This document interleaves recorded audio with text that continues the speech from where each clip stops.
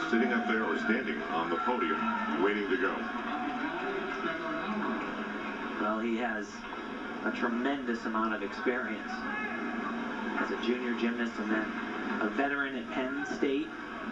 And what he is known for, his signature event, is still rings. And he still has it there. Yeah, this is the reason he was chosen for that Olympic team, this event. Just super strong. Gotta hold it for 2. Good.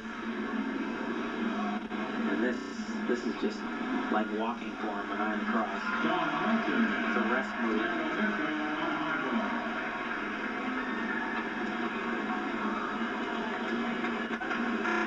He struggled a little bit night 1, and he will not do floor or vaulting tonight.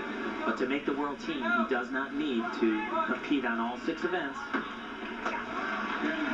Pretty good. Pretty good. Coach liked it. Randy Jepson, longtime Penn State coach.